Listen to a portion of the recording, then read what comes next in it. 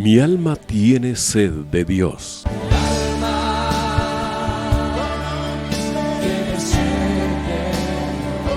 Un espacio que reconforta, alienta y motiva a la luz de la palabra de Dios. Un espacio de clamor e intercesión por todos aquellos que hoy necesitan una palabra de aliento de parte del Dios Todopoderoso.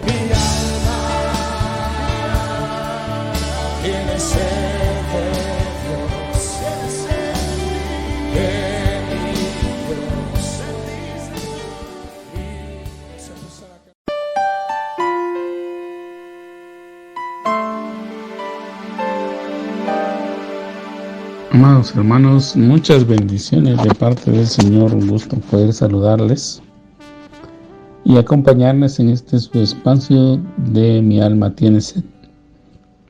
Agradeciendo el favor que el Señor me concede de poder estar nuevamente con ustedes y poder meditar juntos en la palabra del Señor.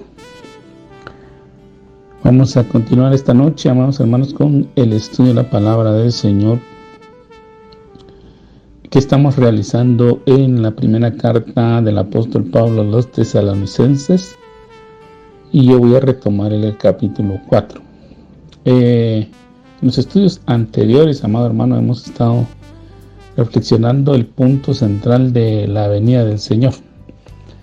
La semana anterior el hermano Salvador Belloso fue muy amable y muy cordial en abordar con usted el capítulo número 5 acerca de las instrucciones que el Señor ha dejado acerca de la vida que espera como creyentes de cada uno. Pero esto se deriva, amado hermano, como lo hemos estado viendo, del compromiso que cada uno de nosotros debe de asumir al momento de reconocer al Señor Jesús, a Jesucristo, al Hijo de Dios, al Mesías, al ungido, al unigénito. Y tengo que mencionar todos estos calificativos, todos estos títulos que nuestro Señor tiene, amado hermano, para que no caigamos en confusión. Y él le mencionaba que cuando nosotros nos comprometemos con el Señor, cuando entendemos que el Señor nos salvó de una vida de pecado, de una vida de maldad, cuya consecuencia es una lejanía eterna de Dios, nosotros tenemos que comprometernos con el Señor a vivir una vida santa, una vida agradable al Señor en todo momento.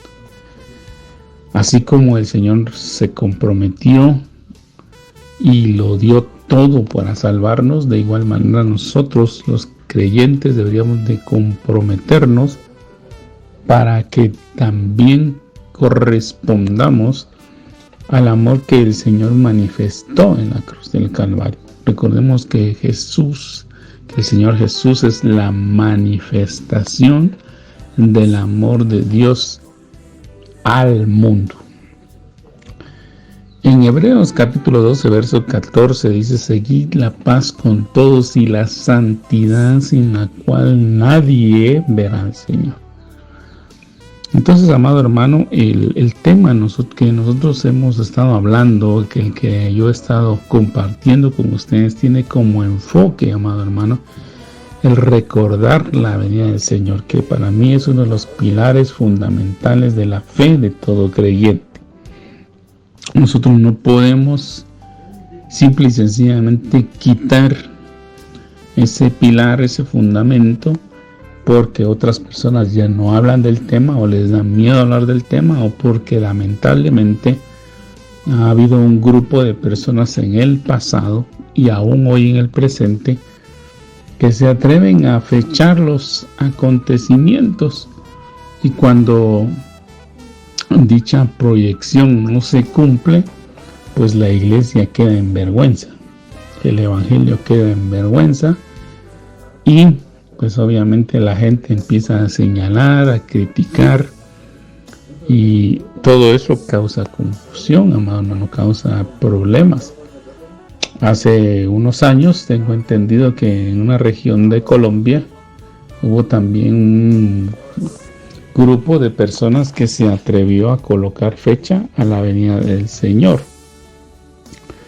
Lamentablemente, como lo hemos mencionado ya y he estado insistiendo y voy a seguir haciéndolo cada vez que el Señor me lo permita, también nosotros tenemos responsabilidad, hermano. También nosotros debemos de cultivar nuestra relación con el Espíritu Santo. También nosotros tenemos acceso al Espíritu Santo, tenemos acceso al Padre, tenemos acceso al Hijo y tenemos que orar y tenemos que tener una vida de compromiso con Dios. No solamente ser asistentes, no solamente ser oyentes, no solamente ser fanáticos, ¿verdad? O personas que ocupan un espacio en una iglesia, sino que también debemos ser discípulos. Y el discípulo se instruye, el discípulo aprende, el discípulo practica, el discípulo es delegado, el discípulo ejerce. Y una de las funciones o uno de los llamados que tenemos es a que ejerzamos nuestros sentidos espirituales. Y entonces, volviendo al punto, es que estas personas de esa región, lamentablemente el que estaba promoviendo el movimiento era el que tenía una doble intención. Eso lo estaba haciendo con el propósito de beneficiarse a sí mismo. ¿Y qué hizo este dirigente irresponsable? Pues se atrevió a fechar el acontecimiento de la venida del Señor, aprovechándose de la fe de los creyentes, e hizo que vendieran sus propiedades, que se deshicieran de todos sus bienes materiales, que le aportaran a él el dinero. Y el día de la venida del Señor los hizo, que supuestamente venía el Señor, los hizo ir a un lugar apartado donde ellos iban a estar esperando al Señor que llegara con ellos, pero que se hicieron presentes todos los miembros de la congregación, excepto él. Entonces, amado hermano, esto ha causado un gran dolor dentro del cuerpo de Cristo, ¿verdad? Al causar un engaño en muchas personas que inclusive se quedaron sin nada y pues que han sido defraudados por lobos vestidos de ovejas, pastores asalariados que no se han comprometido con el rebaño. Entonces todo esto se lo menciono, amado hermano, porque nosotros tenemos esa responsabilidad.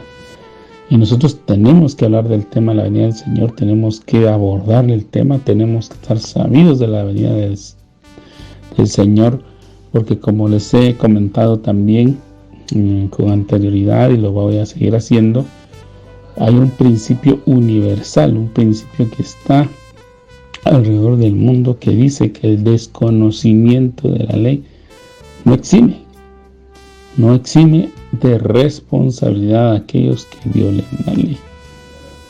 O sea, por ejemplo, si usted se pasa un alto, usted no puede decir, es que yo desconocía que había un alto y que esto tenía consecuencias. No, simple y sencillamente usted se pasó el alto y va a tener que pagar las consecuencias, las penas, lo que se deriven de la irresponsabilidad de haberse pasado el alto, de no haber respetado una señal de tránsito, de no haber respetado a una autoridad, de haber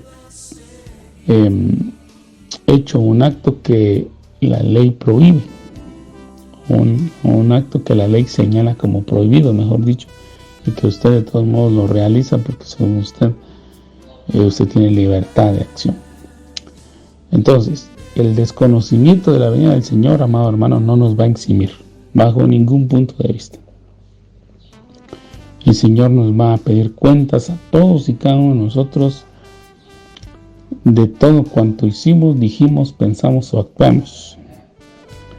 Y también, pues obviamente, nos va a juzgar acerca de lo que nosotros hicimos o no, esperándolo, ¿no? Porque Él ha prometido que Él va a regresar. Ya hemos visto ese tema y lo vamos a seguir viendo, ¿verdad? Pero hemos visto, hemos leído, tenemos la promesa, vemos las figuras de que el Señor prometió venir y va a venir.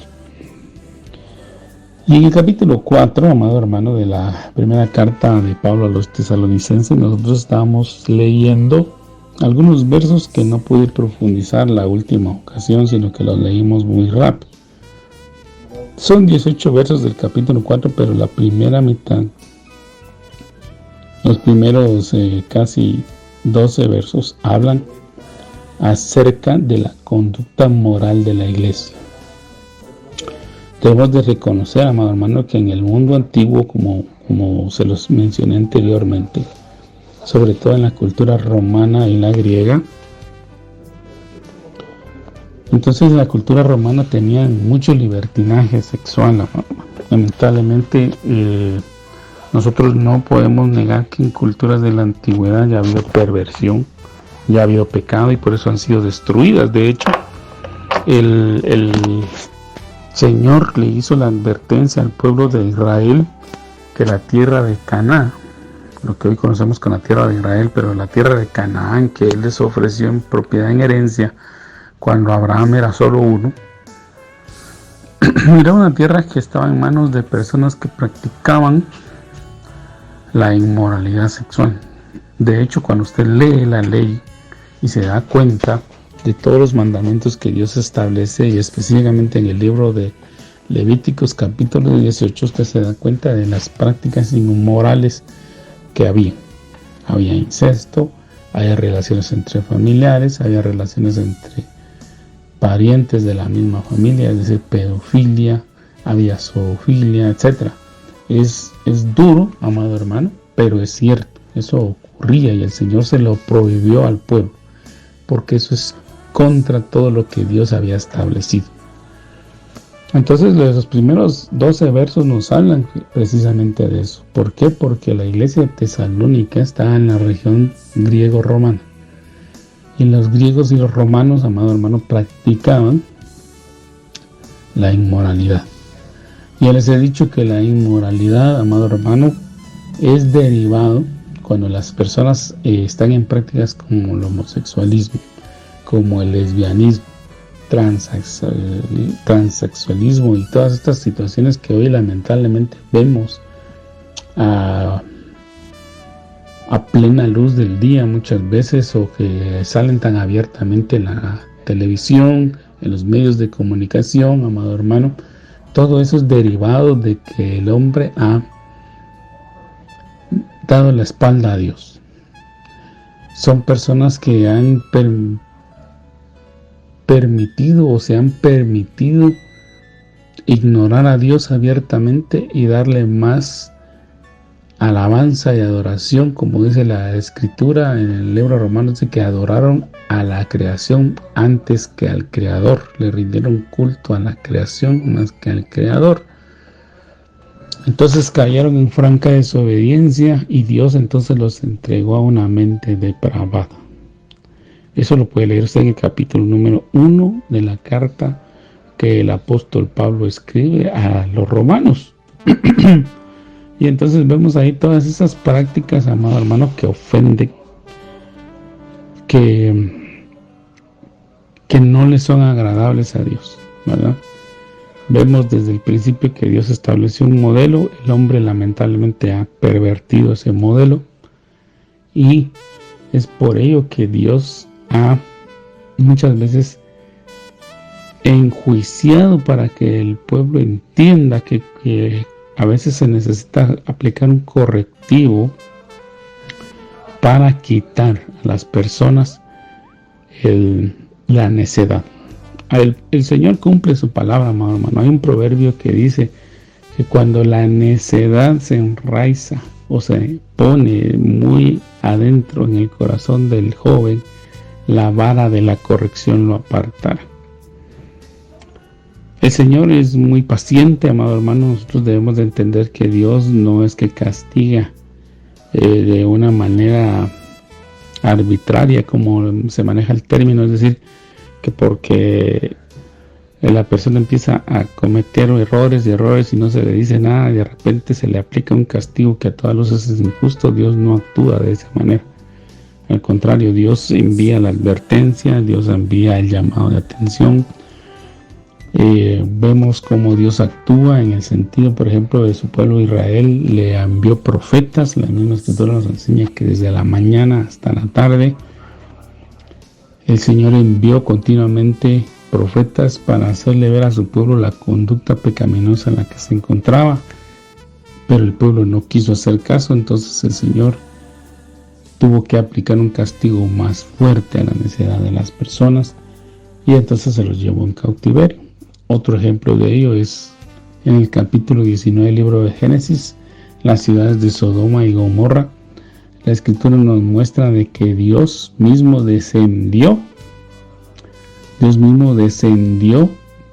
para constatar que todo aquel clamor, que todas aquellas súplicas, que todo aquello que se estaba mencionando acerca de estas ciudades era correcto antes de ejercer un castigo contra ellas. Una ciudad, amado hermano, donde la perversión, la inmoralidad creció de tal manera que estas personas estaban inclusive teniendo o estaban buscando tener experiencias nuevas, voy a ponerlo de esa manera, con incluso ángeles, con incluso entidades, le voy a poner, que no son de este mundo. Y entonces, amado hermano, vemos que cuando, por ejemplo, los ángeles que llegan ya comisionados a Sodoma y Gomorra de parte de Dios a constatar los eventos, y esta población se entera que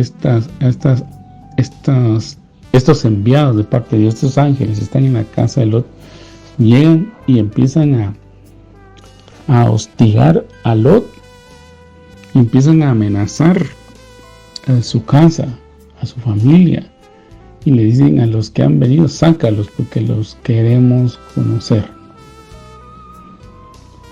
Ese es el término que utilizan las versiones antiguas, amado hermano, pero cuando usted estudia el término se da cuenta de que conocer no es decirle: mucho gusto, ¿qué tal, cómo está? No se refiere a un saludo, sino que se refiere a una situación íntima. ¿Verdad? Entonces es importante, amado hermano, que tomemos en cuenta eso, pero el punto para mí es que el Señor estuvo pendiente antes de ejercer castigo sobre Sodoma, de constatar si efectivamente la situación era complicada. Lo mismo hizo cuando se construyó la Torre de Babel en el capítulo 11, es decir, cuando el Señor ha visto que hay situaciones de pecado y de maldad, el Señor primero constata, primero corrige, primero envía disciplina, pero si las personas no atienden la corrección y la disciplina, pues el Señor se va a tener que ver en la necesidad de aplicar un castigo más severo. Y la misma forma de actuar aplican los humanos, ¿verdad? Los padres de familia, a veces tal vez con no tanta paciencia como la de Dios, ¿verdad?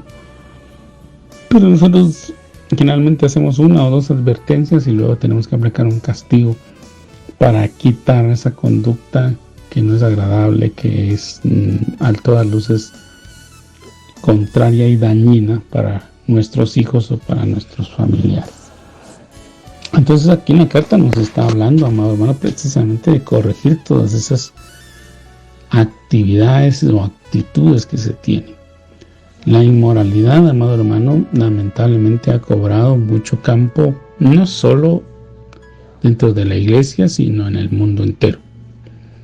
La inmoralidad ha sido un problema que ha dañado a las familias, que ha dañado a las sociedades, que ha dañado a países completos, amado hermano, que ha dañado a las culturas, porque el hombre muchas veces no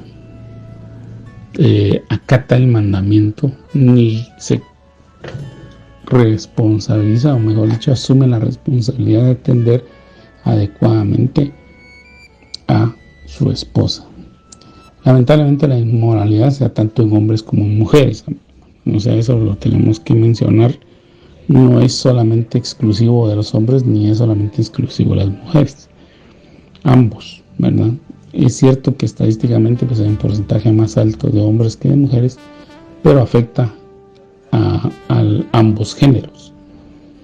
Y esta situación de la inmoralidad, pues como les digo, ha afectado a las sociedades, a los países, a las familias, a las culturas, y es un mal que el hombre tiene porque el corazón del hombre tiende al mal, Es por ello que nosotros debemos de entregar nuestra vida al Señor y verdaderamente, amado hermano, comprometernos.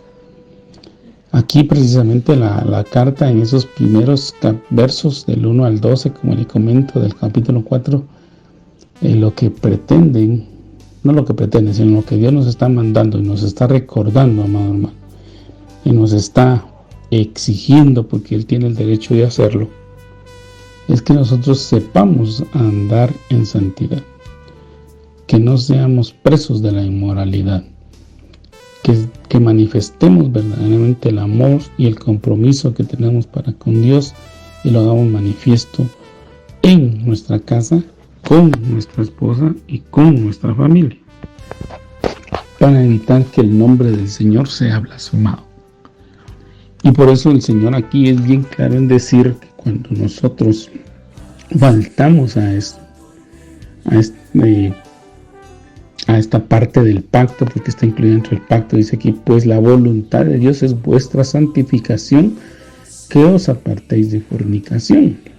Entonces aquí está hablando, amado hermano, dentro del contexto y dentro de lo que los versos, dentro de lo que las palabras griegas nos quieren decir, es tanto que sepamos guardar a nuestra esposa o a nuestro cónyuge en santidad, porque en el caso de las mujeres sería guardar a su esposo, en el caso de los esposos sería guardar a su esposa, guardarlos en santidad también, no contaminarlos, no estar trayendo prácticas que no son correctas al hogar, al lecho conyugal, pero también está exigiendo el respeto al templo del Señor. Es decir, que debemos de respetar a nuestra esposa, pero también nos debemos de respetar a nosotros mismos. No debemos de caer en prácticas que a la postre, amado hermano, son pecaminosas y que a la larga causan daño a el cuerpo de Cristo, a la iglesia, pero principalmente a los matrimonios. Aquí dice que uno debe de guardar a su esposa, que debe de guardarse uno mismo, de que uno debe de saber de que el Señor también es vengador, es vengador de todas estas cosas, ¿verdad? Es decir, que cuando una persona está cometiendo actos de inmoralidad que afectan a su cónyuge, recordemos que, en resumen, se lo voy a poner de esta manera, ¿no? Si usted, varón, se casa con una hermana creyente, o que llega a ser creyente después, porque muchos matrimonios a veces empiezan no siendo creyentes, pero se llegan a entregar su vida al Señor con el paso del tiempo, con el paso de los años. Entonces, esta mujer que usted ha tomado como esposa se convierte en hija de Dios, por lo tanto, el suegro de usted es Dios. Y Dios es un Dios que todo lo ve. Entonces, si usted está dañando a esta hija de Dios, con el que usted va a tener que arreglar cuentas es con Dios. Y de igual forma, usted, mujer, ya sea que se haya casado con un esposo creyente o que éste llegue a ser posteriormente creyente, amado hermano, y usted empieza a cometer actos en contra de este varón, recuérdese que su suegro es Dios, porque él también es hijo de Dios. Él se convierte en hijo de Dios al ser creyente, y Dios se va a encargar de retribuir a aquellos que están obrando mal. Entonces ese es el llamado, amado. Realmente, como lo vemos aquí en la carta, entendemos que hay un contexto cultural, amado.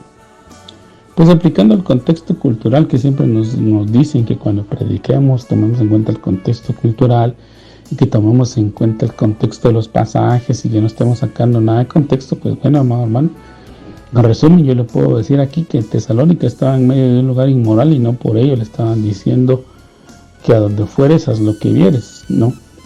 Aquí lo que el mandato de la iglesia es: ustedes están en medio de un pueblo lleno de inmoralidad, pero ustedes van a marcar la diferencia.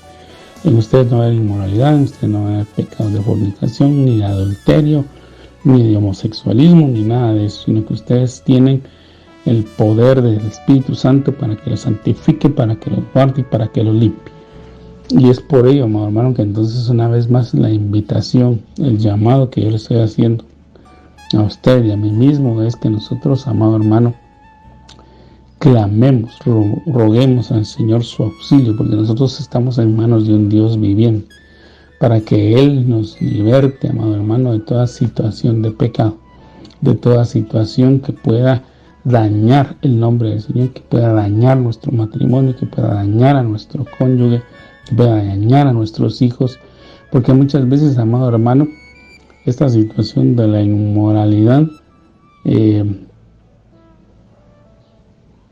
también afecta cuando la persona, uno de los cónyuges, piensa que está sucediendo esta situación, aunque no esté pasando nada de eso. Y eso trae inestabilidad, destrucción y daño a la sociedad. Entonces, amado hermano, debemos de pedirle al Señor que limpie y purifique. Porque si nosotros le abrimos una puerta al enemigo y, por ejemplo, permitimos que ese dardo de duda entre, y nosotros le estamos dando espacio, le estamos dando lugar, lo único que estamos haciendo es dañando nuestro hogar. Y recordemos que nosotros vamos a comparecer delante del Padre, delante de Dios, y vamos a tener que rendir cuentas de lo que hicimos. Y muchas veces tal vez se echó a perder un matrimonio, se echó a perder una vida familiar, no por algo que haya sucedido, sino por algo que se está imaginando, por algo que se está pensando. Entonces el Señor nos está pidiendo, amado hermano, que tengamos ese cuidado, esa protección, esa entrega al Señor. Bien, entonces le comento que, como nuestro hermano Salvador ya habló del capítulo 5, les estoy hablando nuevamente que toda esta conducta que nosotros debemos de tener,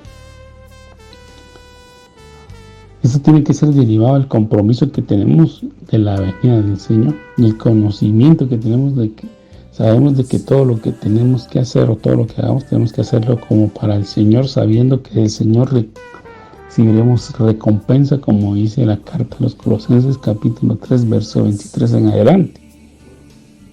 Y amado hermano, aquí en la segunda parte del capítulo 4, en el verso número 15 dice, número 13 dice: tampoco queremos, hermanos, que ignoréis acerca de los que duermen, para que no os entristezcáis como los otros que no tienen esperanza. Porque si creemos que Jesús murió y resucitó, así también traerá Dios con Jesús a los que durmieron en él. Por lo cual os decimos esto en palabra del Señor, que nosotros que vivimos, que habremos quedado hasta la venida del Señor, no precederemos a los que durmieron. Porque el Señor mismo, con voz de mando, con voz de arcángel y con trompeta de Dios, descenderá del cielo, y los muertos en Cristo resucitarán primero. Luego nosotros, los que vivimos, los que hayamos quedado, seremos arrebatados juntamente con ellos en las nubes para recibir al Señor en el aire, y así estaremos siempre con el Señor. Por tanto, alentaos los unos a los otros con estas palabras. Entonces, amado hermano, aquí seguramente las cartas del apóstol Pablo tienen como propósito aclarar algunas dudas que seguramente le hicieron llegar por la misma vía, es decir, por escrito. Hay cartas que las iglesias enviaron al apóstol Pablo, porque recordemos que el apóstol Pablo, si bien aunque estuvo un tiempo en cada lugar predicando la palabra, digamos que poniendo los cimientos de la iglesia, poniendo las bases, luego tuvo que nombrar ancianos y tuvo que nombrar a alguien que se quedara a cargo de la iglesia, predicando, porque el apóstol Pablo fue un apóstol misionero. Pues prácticamente el llamado que Dios le dio a él fue de llevar el evangelio a muchos lugares, y esa era su pasión, ese era su anhelo. Su deseo no fue nunca establecerse en ningún lugar, no porque no pudiera o no porque no quisiese, ¿verdad? Porque me imagino que muchas de las iglesias que él fundó a lo largo del Asia Menor hubieran querido que él se quedara ahí con ellos para siempre, pero no fue así, sino que Pablo tenía claro de que el Señor lo había enviado a predicar, que tenía que llevar el mensaje hasta lo último en la tierra. Vemos en una de sus cartas que él tenía la intención de llegar a España, y por lo que geográficamente se puede ver, él llegó al sur de España y predicó el evangelio y preparó en algunos lugares fronterizos a muchos misioneros que luego se adentraron a otras regiones en Europa, por ejemplo, en el Asia, en otros lugares ya del Asia, a llevar el evangelio de Dios. Pero él pues no permanecía mucho tiempo. Vemos en algunos lugares que a veces permanecía 1 año o 2 y luego se movía.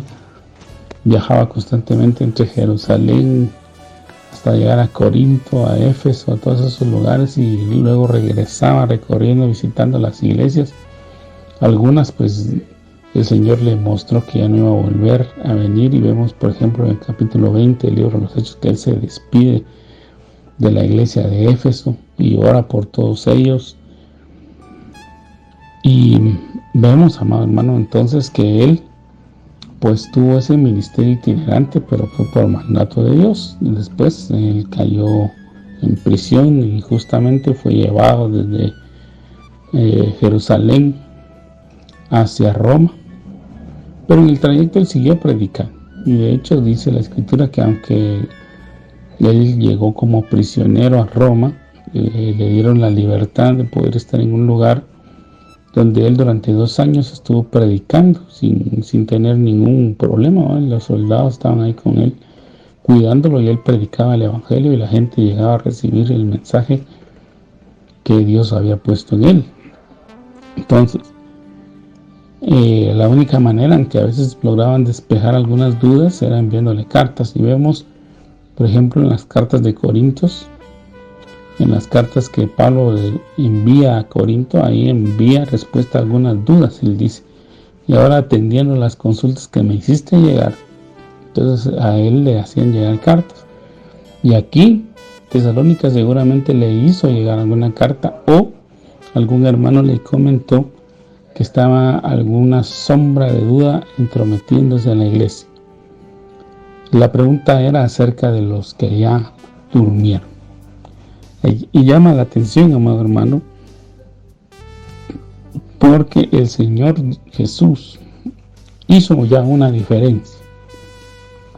Aquí en la Biblia se habla muchas veces de los que murieron, ¿eh? Pero Jesús ya empieza a utilizar un nuevo término, dice los que durmieron. Nuestro amigo Lázaro duerme. Está haciendo una distinción entre los que mueren sin Cristo y los que mueren en Cristo, porque al dormir se está haciendo referencia exactamente a eso, a morir, al hecho de que la vida que tiene un cuerpo llega a su fin, a eso, ¿verdad? Pero el Señor ya hace una diferencia. Entonces él dice: unos duermen y otros mueren.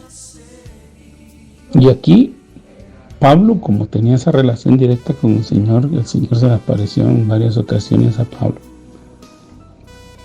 y le entregaba misterios, le revelaba misterios, le hablaba de algunos temas que él tenía que afrontar o de algunas cosas que iba a vivir, pero él permanecía haciendo la voluntad del Señor, sabiendo que él iba a estar con el Señor para siempre.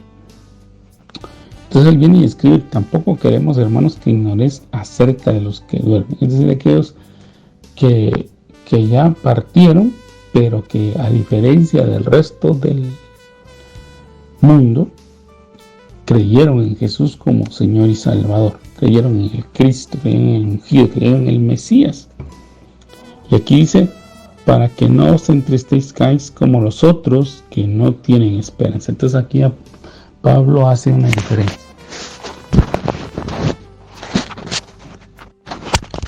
Y esa diferencia es, bueno, los que durmieron en Cristo tienen una esperanza, y los que murieron sin conocerlo, ellos no tienen esperanza. ¿Y cuál es la esperanza? Dice: La pone de la siguiente manera: porque si creemos que Jesús murió y resucitó, por eso le vuelvo a hablar de los pilares, ¿verdad? Aquí se menciona dos de los pilares fundamentales: que Jesús murió, pero que resucitó. El punto es ese, amado hermano. Como le digo, los pilares están interconectados, tienen relación.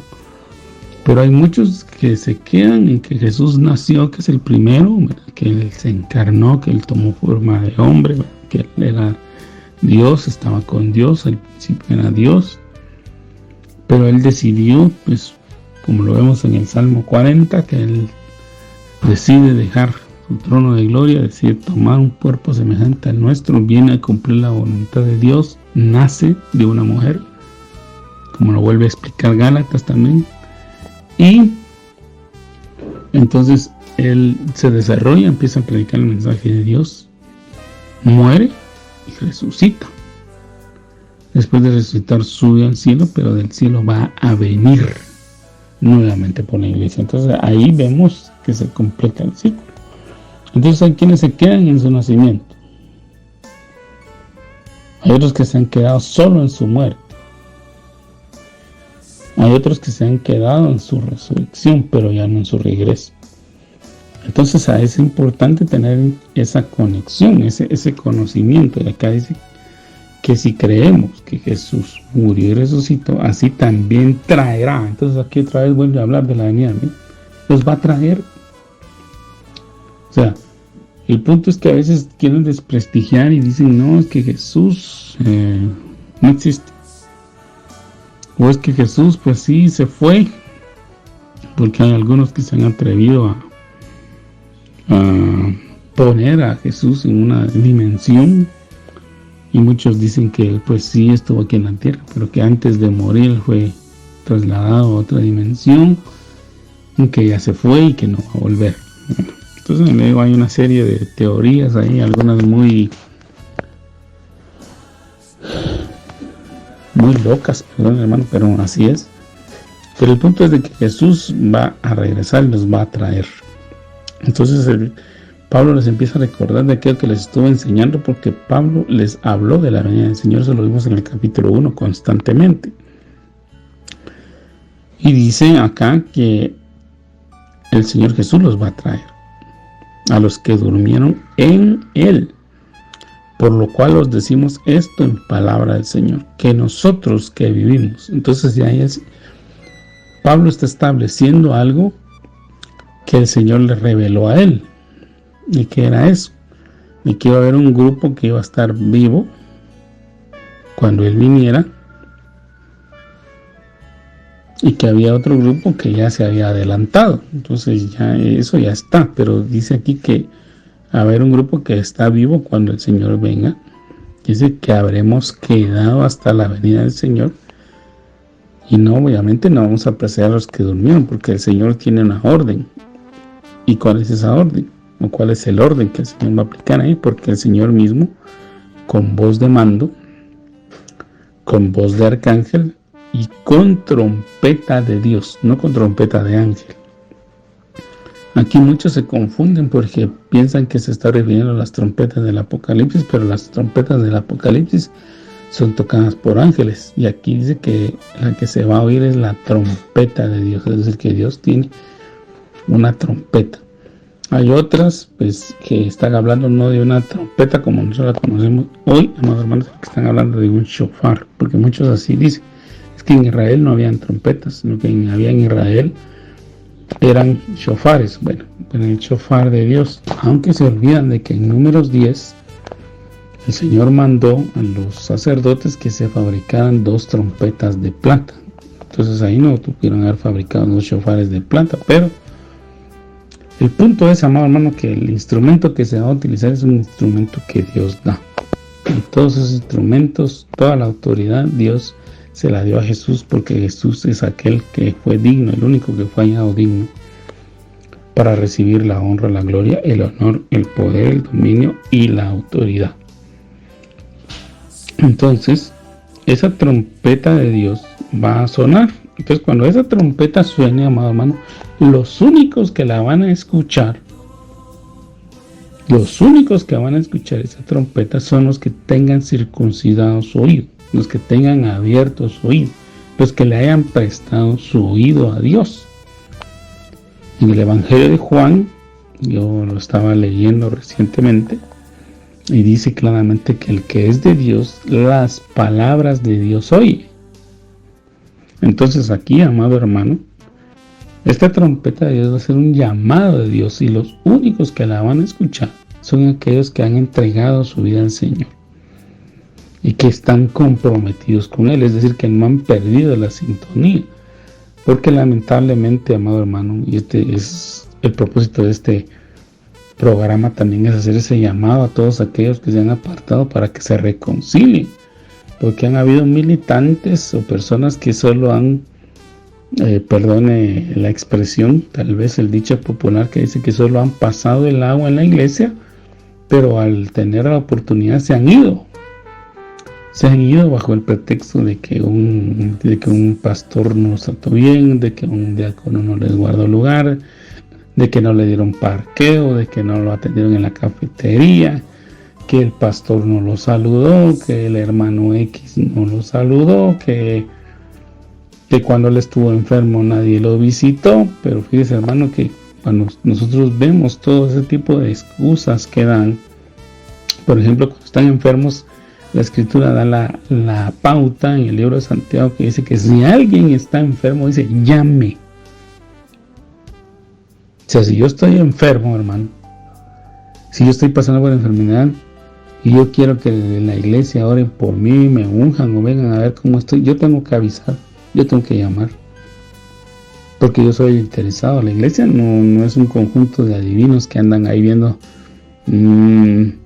vamos a ver en la bola de cristal quién no vino hoy o quién está enfermo. Dios reprenda al diablo, hermano. No. ¿Verdad? Sobre todo si usted, por ejemplo, amado hermano, es uno de los que trabaja mucho, los hermanos han de decir, bueno, pero él no vino porque tiene trabajo, porque viajó, etcétera. Pero la obligación de la oveja es llamar y decir, bueno, mire, hermano, yo tengo a un familiar enfermo y quisiera ver si pueden venir a orar por él, si pueden venir a ministrarlo, si pueden venirle a compartir o a impartir la cena del Señor, por ejemplo. La obligación es de la oveja. Y también debemos de tomar en cuenta que si nosotros vamos a la iglesia, hermano, nosotros debemos de ir por el Señor. Nosotros vamos a buscar al Señor, al dueño. No vamos a ir a buscar a las otras personas, porque las otras personas, al igual que nosotros, amado hermano, tienen sus defectos. La iglesia, amado hermano, está compuesta por hombres y mujeres pecadores. Redimidos, sí, pero pecadores al fin. Que muchos todavía están en procesos de transformación, porque todos estamos en proceso de transformación. De hecho, en Corintios, la primera carta de Pablo a los Corintios, en capítulo 15, dice que todos vamos a ser transformados. O sea, así como usted me ve hoy, como usted se ve hoy, no va a subir al cielo, amado. Si usted tiene esa dicha, esa bendición de escuchar la trompeta de Dios, dice la Escritura que en un abrir y cerrar de ojos usted va a ser transformado. Usted va a subir en otra naturaleza, porque si subimos en la naturaleza que nosotros vamos, amado hermano, créame que sin el ánimo de ofenderlo, pero nos echan del cielo. Dios no nos recibe. Tenemos que ser transformados. Gracias a Dios que el Señor lo va a hacer. Porque a veces en la iglesia todavía tenemos actitudes altivas, soberbias, vanidosas, y por eso a veces se ofenden otros hermanos. Incluso los que predican a veces tienen actitudes que no son correctas. Usted los mira con una gracia y un favor tan tremendo cuando están predicando, pero es el favor de Dios. Pero cuando se bajan del púlpito, tal vez ya no son tan agraciados como los veíamos en el púlpito, pues. Al igual que usted, a veces tal vez tienen hambre ya, si quieren ir, tienen alguna prisa, tienen otro compromiso, y usted les quiere dar la mano, les quiere bendecir, se quiere tomar una foto con ellos, quiere platicar con él aunque sea 2 minutos, y él no se los va a brindar porque tiene otros compromisos. Y no por eso usted va a decir, no, entonces ya no vengo a esta iglesia, porque en esta iglesia no hay amor, ¿Por qué en esta iglesia no me quieren? ¿Por qué en esta iglesia no me respetan? No, hermano, usted debe ir por el Señor y entender que todo hombre que tiene la enorme responsabilidad y privilegio de parte del Señor de predicar desde un púlpito es un instrumento que Dios utiliza y que verdaderamente usted debería ir para que Dios le hable a usted, pero que también es un vaso, un instrumento, una persona que está en proceso como lo está usted. Y a lo mejor tal vez esta persona también, cuando platique con usted, se va a dar cuenta de que usted tiene actitudes que no son agradables, amado hermano. Pero los dos debemos de tener claro que estamos en proceso, que estamos siendo trabajados y que vamos a ser cambiados. Entonces, amado hermano, le menciono todo esto porque todos vamos a ser transformados, todos vamos a ser cambiados. Entonces tenemos que reconciliarnos, porque los que vamos a escuchar esa trompeta somos los que estamos creyendo en el Señor, los que nos hemos reconciliado, los que nos hemos puesto a cuentas. Por eso la invitación es que si usted, amado hermano, se alejó, por lo menos usted mejor hoy arrepiéntase, vuelva al Señor, no se quede. Mire, hermano, yo francamente, si a usted le están viniendo la tribulación, si algún hijo del diablo, perdón que lo diga así, pero así es, le está ofreciendo a usted una tribulación donde va a tener fiesta, donde va a tener parranda, donde va a tener cosas que tal vez usted piensa que le van a causar deleite y disfrute, perdón hermano, lo están engañando. No es así. El tiempo que se viene, el tiempo que se va a desatar después de la partida de la iglesia es un tiempo que el Señor Jesús dijo que va a ser un tiempo terrible, un tiempo complicado, un tiempo verdaderamente temeroso, un tiempo horrible, un tiempo de calamidad, un tiempo de desgracia. Y si nosotros hasta el día de hoy hemos visto de desgracias y consideramos que son desgracias y que son terribles, yo le voy a decir que en la tribulación son peor aún. Si nosotros ahora vivimos con el temor de que estalle una guerra mundial a raíz del conflicto Ucrania-Rusia y tenemos miedo, imagínense cómo será cuando el conflicto no sea entre dos países, los dos continentes, sino sea entre los ejércitos celestiales y la tierra. Cuando está claramente mencionado en uno de los libros de los reyes que un ángel acabó con 85,000 personas. Un ángel. ¿Cómo va a ser en un conflicto bélico donde el ejército celestial se enfrente contra los enemigos de Dios? Va a ser terrible, ¿no? Se habla de terremotos, se habla de situaciones como nunca han habido en la tierra. Y a veces nosotros, amados hermanos, con los terremotos que han pasado nos sentimos atemorizados. Imagínense con esa advertencia que dice como terremotos como los que nunca han habido antes. Entonces, amado hermano, esta situación de la gran tribulación es terrible. Y yo no le estoy metiendo miedo, porque al final el Señor no espera que usted lo siga con miedo. No, usted tiene que seguir al Señor por amor. Simple y sencillamente hay que hablarle la verdad de las cosas que van a suceder, porque a nosotros nos han enviado a predicar la verdad. Y si no lo hacemos, el Señor nos lo va a demandar. Así que yo cumplo con hacerle ver esto. Entonces es importante que tome nota. ¿Quiénes van a oír esa trompeta? Los que están comprometidos con Dios. Por eso es que yo he llegado o he concluido, amado hermano, que como lamentablemente los que se van a ir en el arrebatamiento son muy pocos.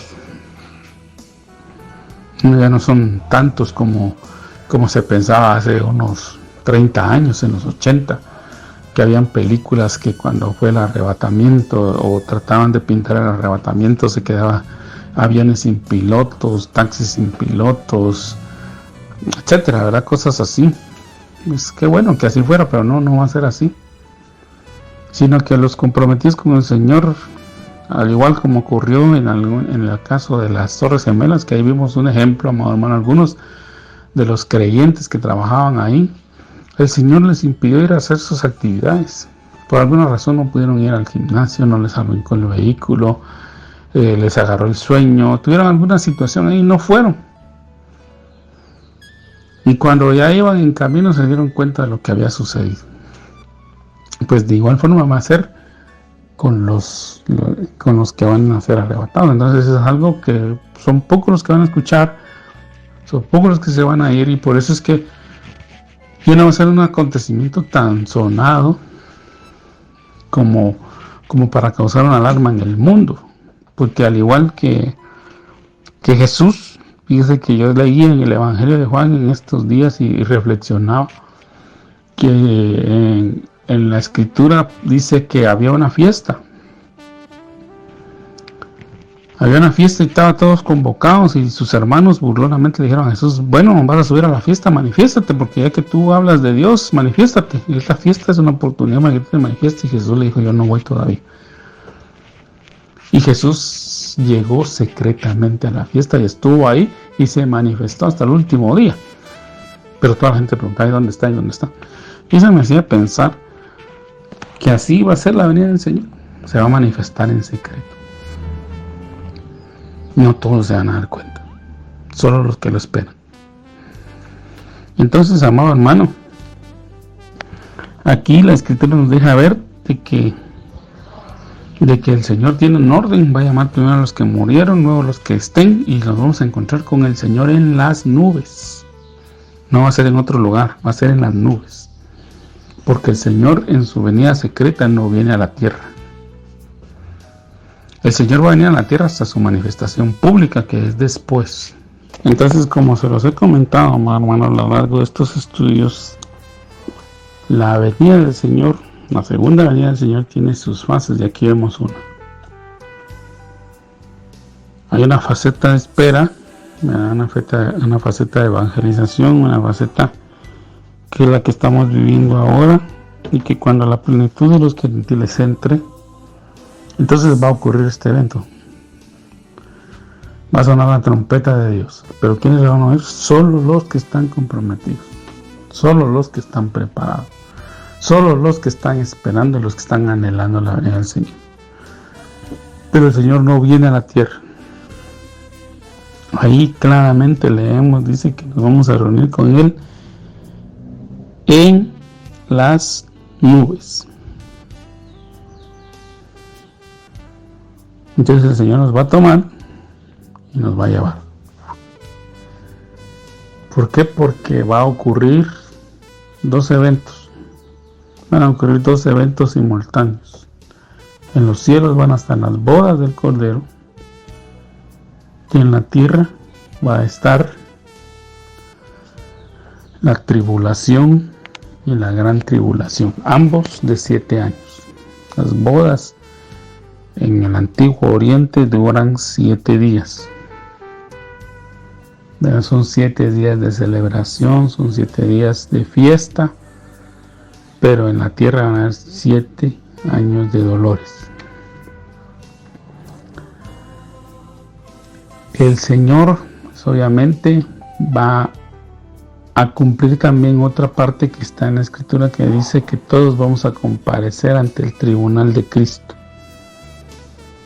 En ese abrir y cerrar de ojos que se narra en la primera carta de Pablo a los Corintios, en el capítulo 15, pues va a ocurrir el bimá de Cristo. Vamos a ser trasladados, vamos a comparecer ante el Señor.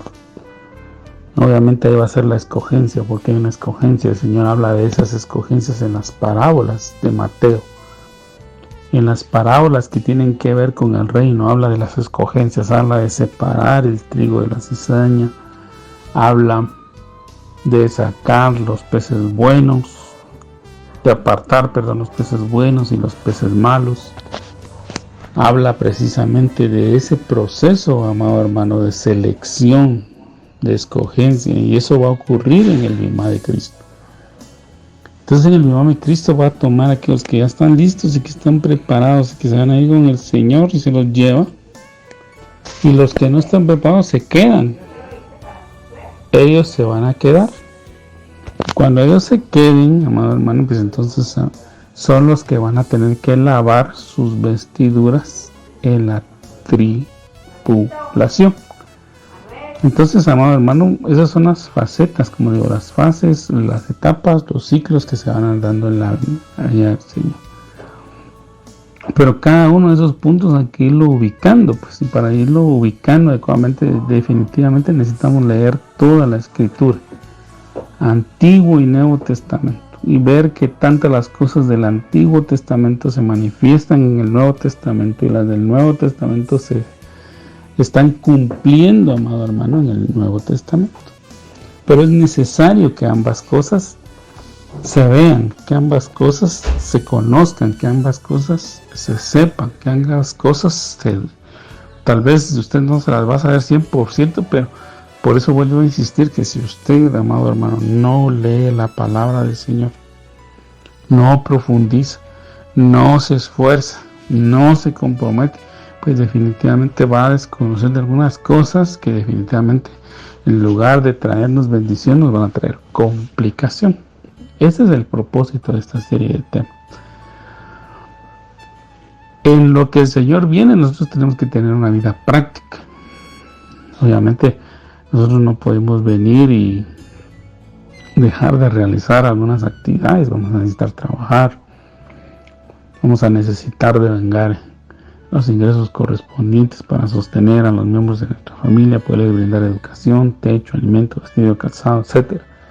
Y todo ello fue que nos habló nuestro hermano Salvador en el programa del lunes anterior, ¿verdad? Capítulo 5 del libro de la carta de los Tesalonicenses, que pues, yo solo voy a retomar unos puntos, tal vez en un programa posterior, pero todo eso viene derivado del compromiso que como creyentes debemos de asumir. Debemos de tener, sí, es cierto, nuestra mirada puesta en los acontecimientos celestiales, pero también cumplir con nuestra actividad terrena, glorificando el nombre del Señor en todo momento. Eso es lo que debemos de hacer. Por ello, amado hermano, yo sí le insto a que usted medite, reflexione, que le pidamos juntos al Señor su ayuda, como lo repito, porque nosotros tenemos acceso al Padre, al Hijo y al Espíritu Santo. El Espíritu Santo es el que está encomendado, el que está a cargo de la iglesia ahora. Él es el que nos va a guiar a toda verdad, Él es el que nos va a recordar todas las palabras de Jesús, Él es el que nos va a recordar o nos va a dar el sentido que toda la Escritura tiene, porque al final Él fue el que la inspiró, Él fue el que estuvo tomando a esos hombres que participaron en todos y cada uno de los eventos que ahí se narran para dejarlos por escrito, y Dios mismo se ha tomado el trabajo de ir preservando su palabra para que llegue a nuestros días, que nosotros verdaderamente atesoremos esa bendición que Dios nos deja a través de su palabra escrita. Así que, amados hermanos, el énfasis de la venida del Señor en esta carta de Tesalonicenses, porque es la primera carta que el apóstol Pablo escribe, es el primer tema en orden de importancia sobre el cual versa y sobre el cual las demás cartas también tienen o giran alrededor de esto, ¿verdad? Que todo aquello que hagamos, hermano, de erradicar algunas malas prácticas, de que verdaderamente nos esforcemos en algunas otras, es porque nuestro compromiso debe estar puesto y centrado en la venida de nuestro Señor, esperarlo, estar debidamente preparados. Y hoy, amado hermano, pues le agradezco al Señor el privilegio que me ha dado de poder resumir este capítulo. Yo sé que usted seguramente va a continuar estudiando y profundizando en ello, pero sí le invito a que leamos las cartas de los tesalonicenses, porque en ambas cartas el Señor hace énfasis respecto a la enseñanza de su venida, de la venida del Señor, ¿verdad? Toda palabra es inspirada por Dios, dice la Escritura, así que debemos de tomarlo y de leerlas, de reflexionarlas, de meditarlas. Y yo quisiera, amado hermano, rogarle que no descuidemos este tema. Le agradezco mucho el favor de su atención, y si el Señor lo permite, si el Señor nos lo concede, en una próxima oportunidad estaremos compartiendo nuevamente con usted la palabra del Señor. Que pase una bendecida noche.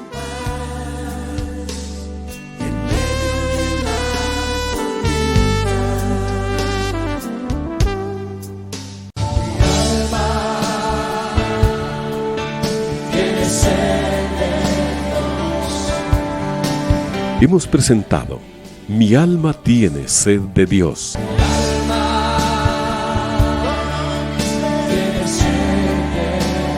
Te invitamos a escuchar nuestra próxima audición cuando nuevamente estaremos delante del Señor exclamando: